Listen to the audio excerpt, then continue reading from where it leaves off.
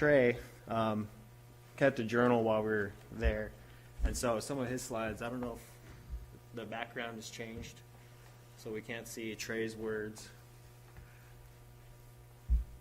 This was the host church there in the Philippines, the Fishers of Christ Alliance. This was the blackout they had? Yes, there was power outages.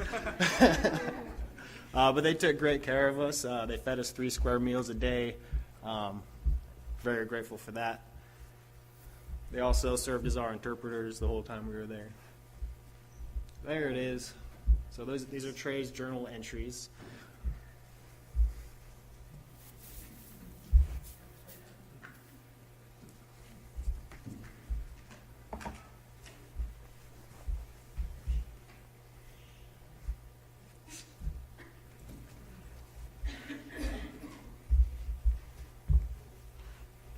This is Pastor William down here on the left. He's the pastor for Fishers of Christ Church. He's really the one spearheading the work being done in the Paradise Village. It's him and his crew that Fishers of Christ. They've had some great guest lecturers. They're really the ones spearheading all the work in Paradise Village. They've been holding Bible studies there for some time, which is one of the reasons where they identified the need for actual church building to congregate. So this is largely their youth group as well as us.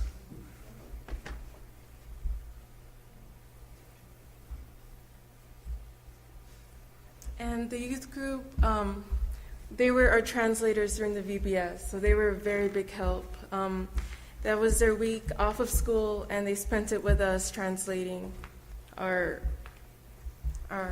lessons for that week.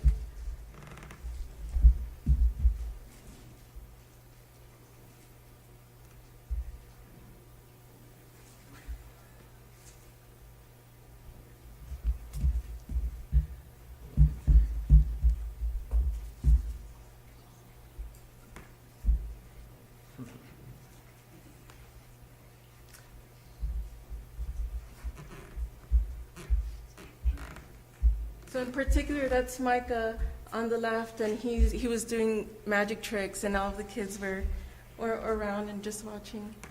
So we're going to point out the few that he does have, right? Definitely.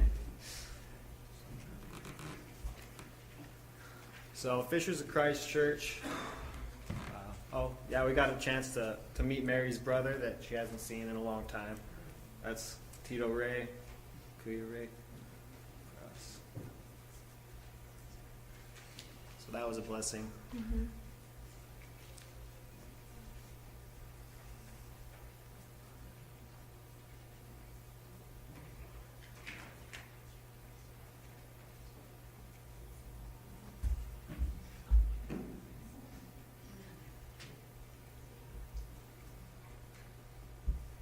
Should point out, so this is the primary means of transportation for many people.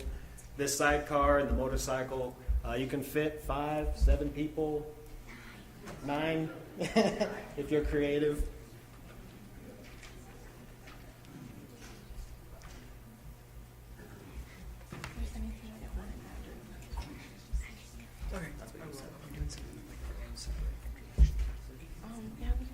So this is Michael and Sarah's house. They're actually right around the corner from the Fishers of Christ Alliance Church. So,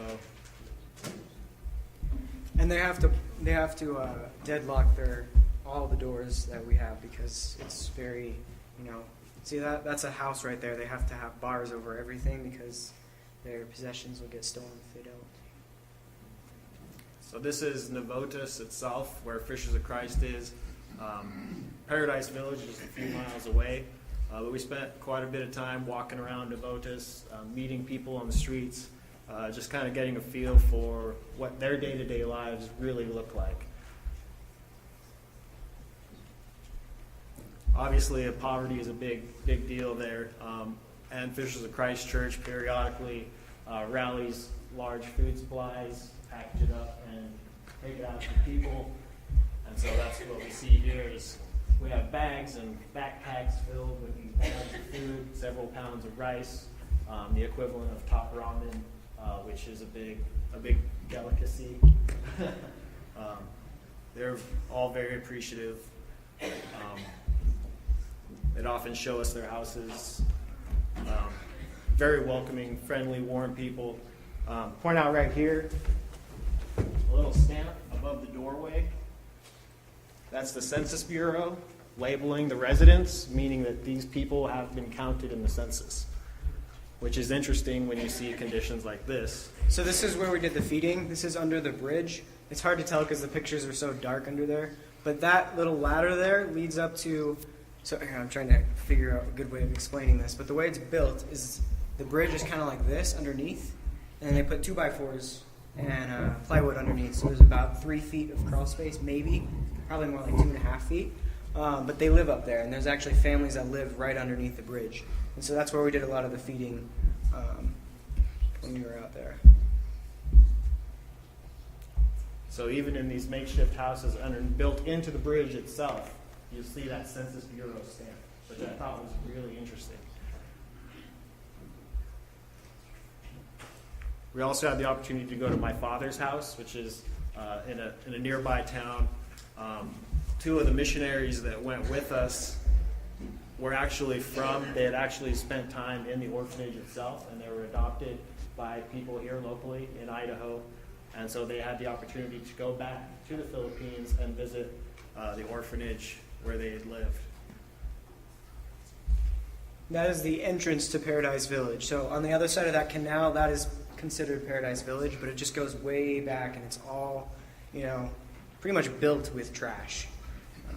It's really sad, but...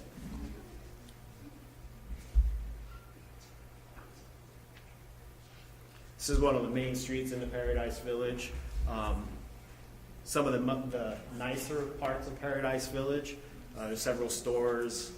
A lot of these houses are... Yeah, so this is the entrance right here. That's the biggest it gets, pretty much. And then it kind of just tapers down and then into little paths.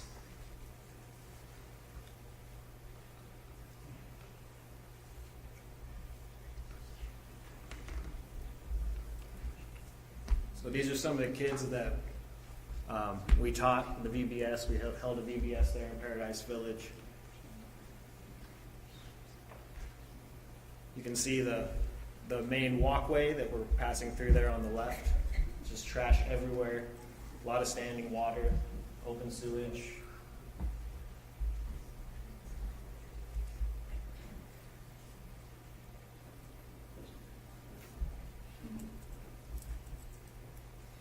And so during the VBS, right here on the left, that is the games, and then the one that was next to it was crafts. And you want to talk about that? Yeah, well, okay, so the way we had to do it, I don't know if anyone explained, is there were 100 plus kids, so we had to split them up because there's no big enough space in Paradise Village. There's no big enough space in Paradise Village to hold 120 plus kids or whatever. So we split it up into 5 groups and did separate, and then we just rotated them. So one of the games that we did was just like a version of Duck, Duck, Goose, and we did it with water though, which, they have to pay for it, and I didn't realize that. And so we were using their water for the longest time, thinking that it was free, We paid them back because we didn't realize that, but they had a blast, and that's really what mattered. So there were games, there were Bible stories, there was a song station where we all sing songs and teach them songs. And what was the last one? Songs, crafts, games, story. And crafts. Crafts was the one I was forgetting. This is the church building itself. As you can see, maybe in some of those other pictures of Paradise, the pathways are very small. People are crammed in any way possible. And so there's no way to get a vehicle back to where the actual church building is being constructed. So all the building materials were delivered to the entrance of Paradise Village and then had to be physically carried maybe a quarter mile back to the church building itself. So that's us packing bricks.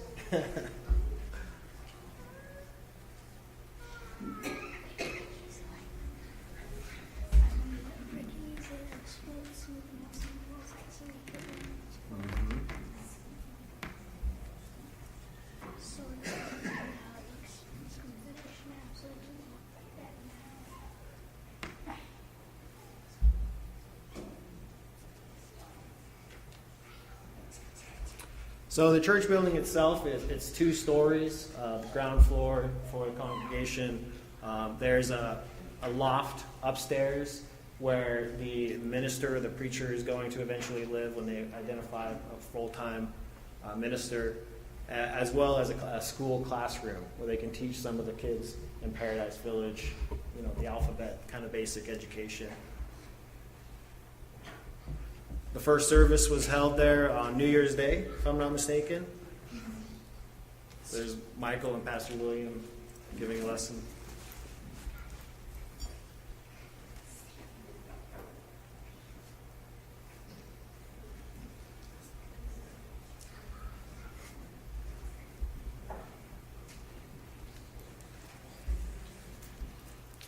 Our last night there, they put together several songs. So they fed us dinner. They put on a little presentation. They sang to us, just to show their gratitude for us caring enough to go all that way and help them in so many ways to make their dreams and in fact God's mission a reality. So it was very touching. You guys want to just go one by one?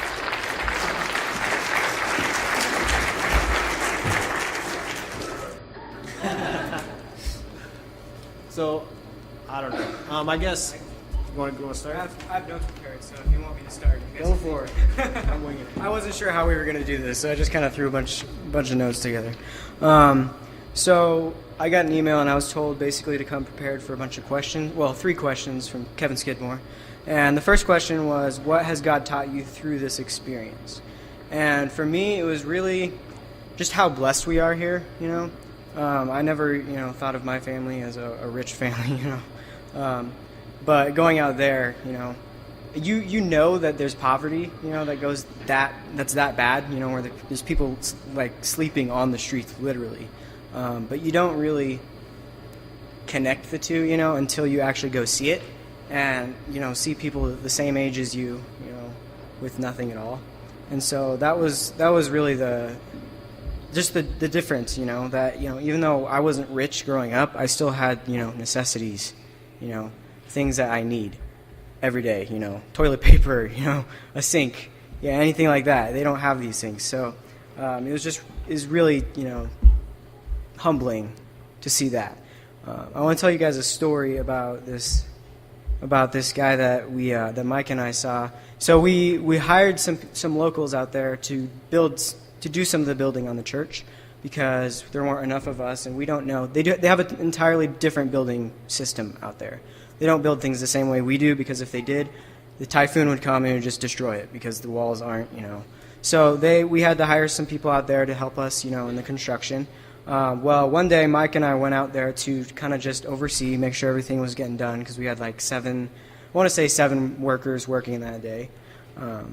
So we went out there just to check, because I can't remember what everyone else was doing. We had a bunch. The group was split. We were doing different things, but our job was to just check, make sure stuff was getting done at the church. Anyway, one of the workers there, Mike picked up a 2x4 and was like handing it to him to help him, And as soon as he did that, he said, "This is for poor people only. Like, this job is for poor people only."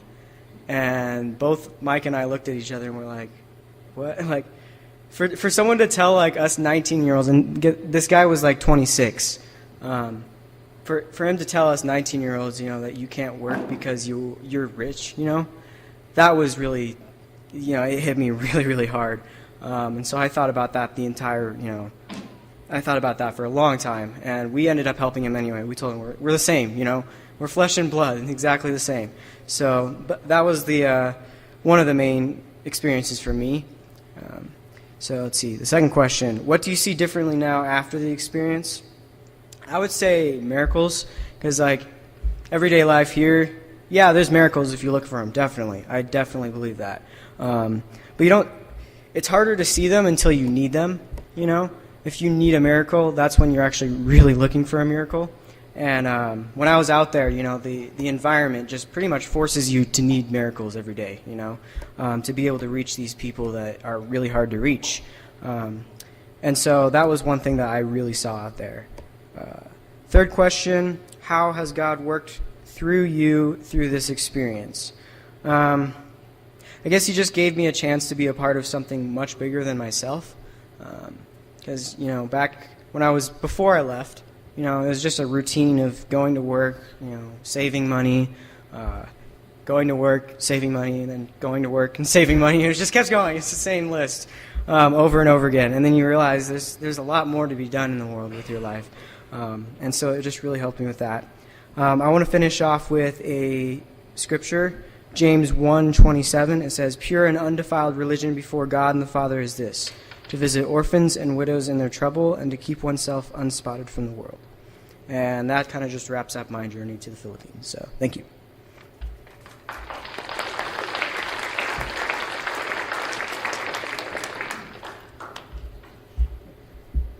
So I'm not very talkative.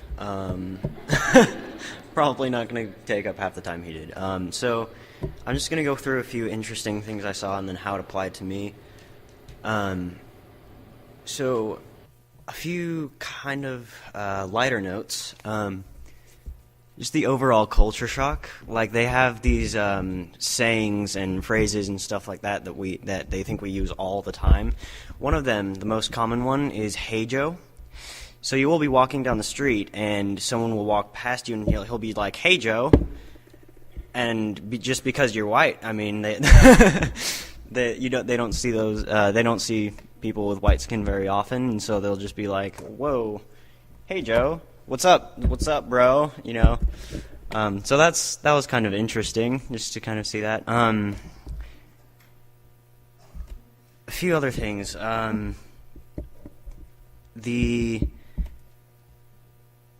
Like he mentioned, the poverty, like you'll just see random people just sleeping on the streets because they don't really have anywhere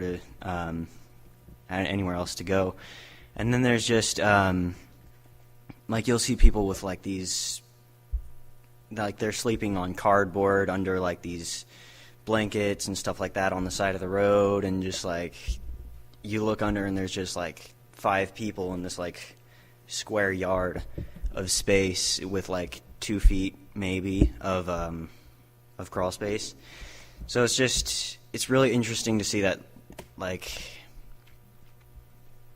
they literally have nothing, and they're making the best that they can, and yet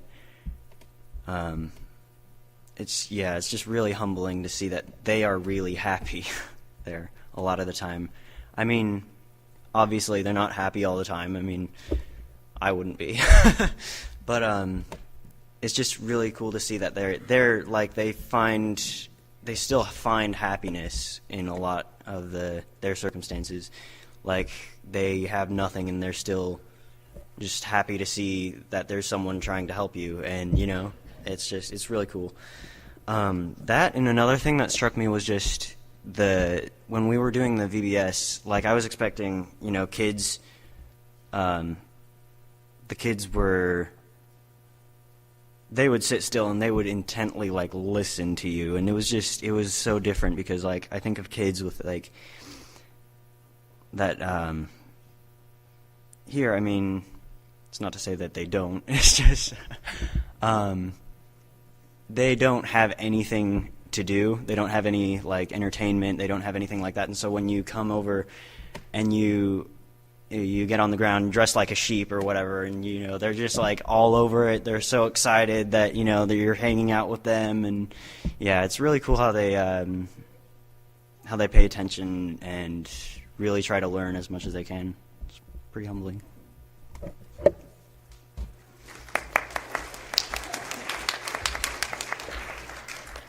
Okay. One of my fondest memories was a day that I was in crafts. We hadn't prepared the crafts beforehand, and so we were there, and kind of I was getting nervous because we had like 20 minutes before the kids started coming, and so I felt like frantically trying to cut all of the little cups and just getting ready, and there were the teens there, and they just jumped in and they just started helping. I didn't realize at the time that our VBS was for kids, like the cutoff was 13, and so that's why they couldn't go. I was encouraging them to go, but they're like, no, no. But they stayed, and they were helping us, and they're just so, that really touched me, that the teenagers and, their willingness to help, and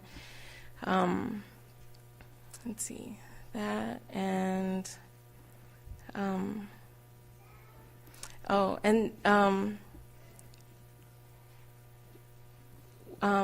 one of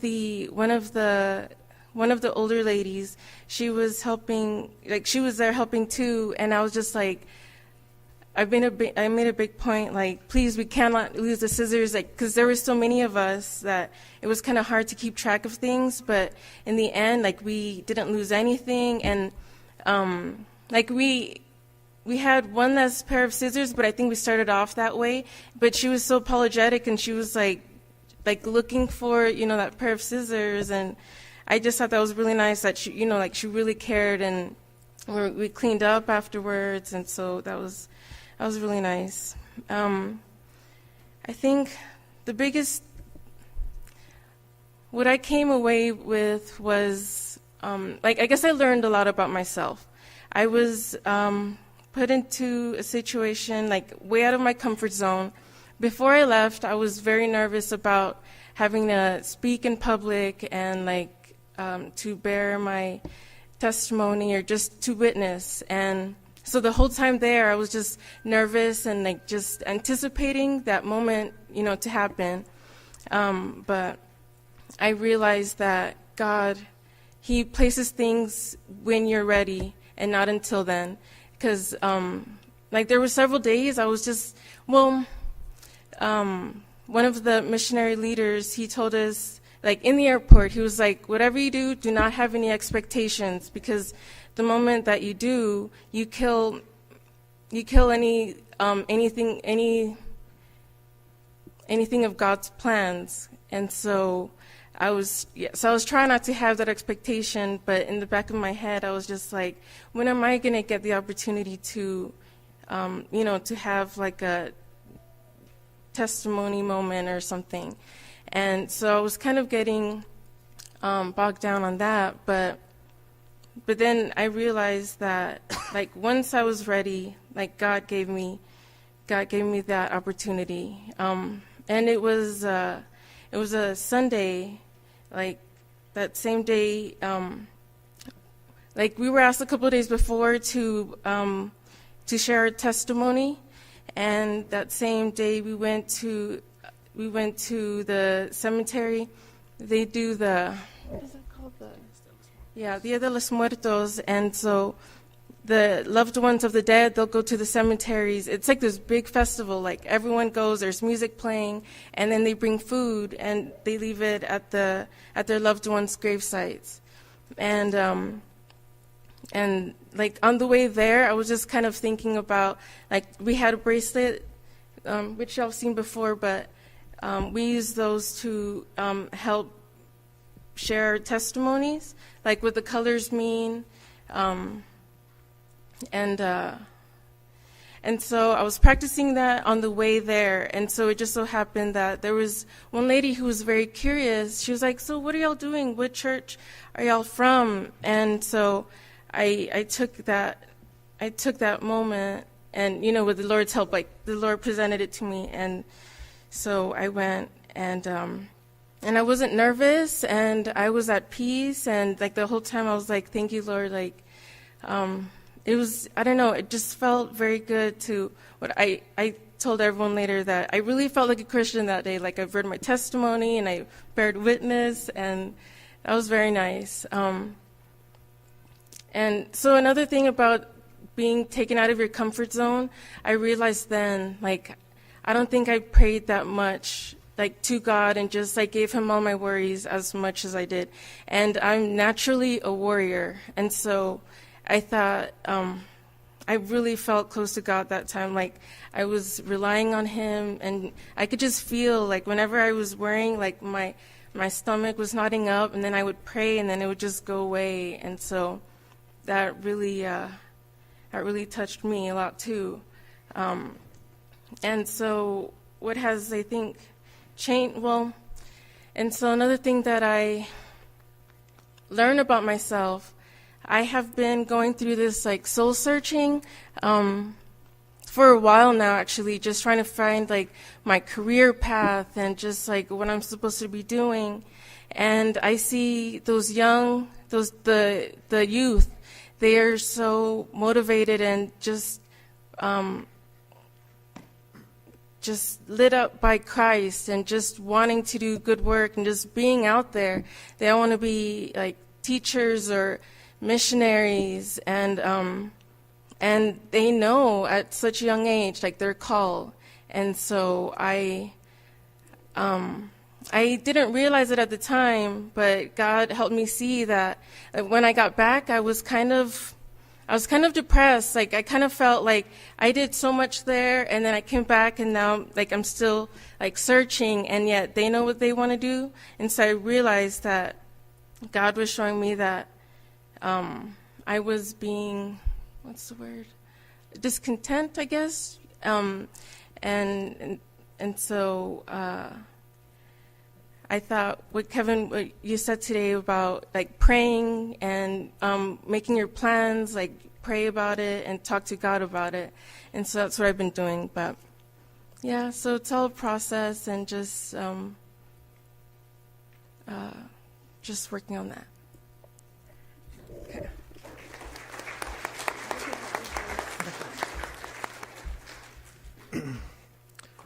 All right, so when I was getting ready to go, we did a lot of fundraising and a lot of outreach. I was talking to one of my best friends who was a scientist in eastern Idaho, and I was asking, do you want to say anything? And he's spiritual, but he has very little faith in organized religion. And he said, I love you, I support you in whatever you decide to do, but I can't contribute any money to build a building on the other side of the world. I just don't see how that's going to change anything. And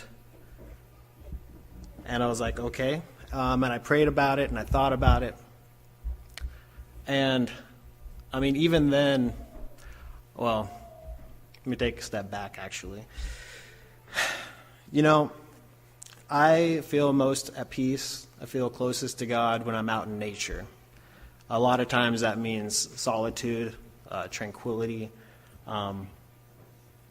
and thinking about the Philippines, depending on where you look, Metro Manila, the area where we were, is, in terms of population density, it's either number 4 or number 7 in the world for the highest population densities. And when I was there, I was thinking back to what my friend said, and just providing those people with a building to pray, to worship, to find a little bit of solitude and commune with God, that to me is priceless, and to reiterate what pretty much everyone has said, we're all humbled by how blessed we truly are. And so just being able to help them in identifying, setting aside a space, a sacred space, I believe that will be a long-lasting effect, contribution that will help solidify this community in God's will, and I'm just very grateful to have been a part of that. Having said that, I feel like this mission trip helped me possibly more than it helped them, to be honest. Like Mary said, like they pointed out, those people, they have nothing, and like one reason why we wanted to do a slideshow is because pictures say 1,000 words, and that was just a small snippet. A lot of times I didn't take pictures of what we were seeing because I felt bad. It's like, this is people's lives. And we're taking a picture and it's like, oh, look how terrible this is. But those are people's lives. They have lived in these conditions for generations. And so I felt bad just kind of taking pictures and, even just thinking like, oh, how terrible this is. And at the same, I'm having these thoughts in my head. This is terrible, these terrible conditions. And the people themselves, beaming. They are grateful for anything and everything, even if it's just a few moments of your time. You know, the children there, I think Jaden was kind of getting at this. The kids there were remarkable. I have never seen children show so much respect to the elders all the time. It's kuya, and po, which are both respectful terms. I've never been blessed by so many kids. Like, they just come by, they grab your hand and put it on their forehead, and that's a blessing. It just, you know, takes the breath away, really. So, you know, in a lot of ways, I feel like they taught me how to demonstrate my faith. I tend to be a very quiet, you know, person, very introverted, and so being in one of the most populous places in the world definitely took me out of my comfort zone. And again, just really makes me feel blessed and humbled, and I just feel blessed to have been able to contribute to God's work. And thank you all for the opportunity, for your prayers and your support. That's always appreciated. So thank you all.